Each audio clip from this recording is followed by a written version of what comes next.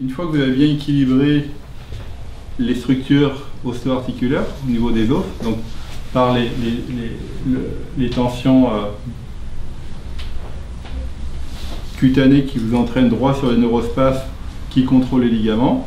Donc là je suis dessus, je termine juste par une petite cervicale ici, correction de la cervicale pour vraiment dégager le barrage articulaire cervical qui freine le passage entre le cou et le crâne. Voilà. Donc là je suis en tissulaire, donc les points neuro-tissulaires m'entraînent à corriger directement les ligaments qui contrôlent les vertèbres cervicales hautes. Voilà. Et là je vais jusqu'à la racine au niveau de l'occiput. Voilà. Voilà.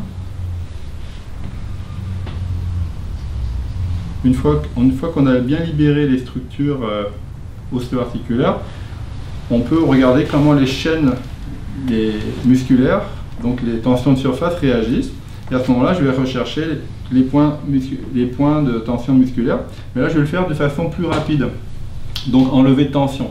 Donc ce que je vais faire, je vais mettre ici, voilà.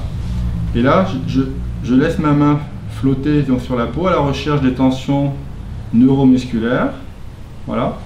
Et ce que je vais faire, dès que j'ai entamé l'étirement cutané, je plonge sur la bonne couche musculaire et je vais rester sur un étirement de l'autre côté.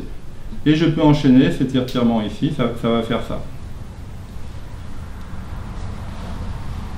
Regardez mes mains. Voilà, ici. Voilà, ici. Donc je peux enchaîner vraiment en étant plus rapide, ça va donner ça.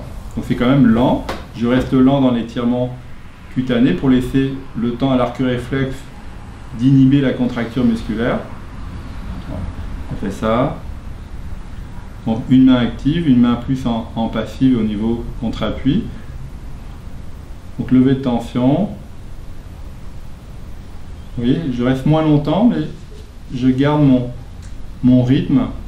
Le rythme que me donnent les tissus. C'est toujours les tissus, le mouvement cutané qui guide la danse des mouvements au niveau musculaire. Donc là, je monte au niveau de l'articulation temporomandibulaire.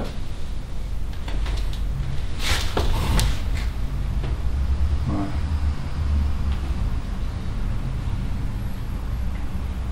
Ouais. Donc mes appuis.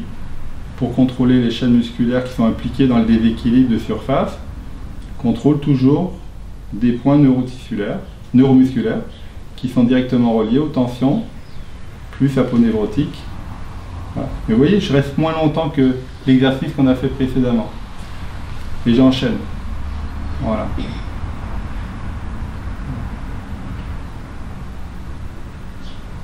Et le rythme qui permet de garder l'étirement d'un bord et de l'autre sur la chaîne musculaire déséquilibrée, m'est donné par le mouvement cutané et la réponse et la réaction du muscle qui est impliqué. Toujours. C'est jamais moi qui décide, hein. C'est toujours l'horloge, c'est le corps. Hein. Mais je peux changer de rythme, être plus longtemps, plus rapide. Donc là, vous pouvez enchaîner plus rapidement, vous voyez. Je pourrais même aller plus rapide, tout en faisant une inhibition sur les contractures musculaires. Voilà. Vous voyez ce que je veux dire? Il y a beaucoup de chaînes qui se croisent au niveau des tempes, au niveau de la mâchoire. Il y a beaucoup de tensions qui peuvent se concentrer ici, donc il ne faut pas avoir peur de rester le temps qu'il faut pour bien dégager toutes les chaînes musculaires qui vont retentir sur le crâne, mais aussi sur le thorax, etc. Okay, c'est bon?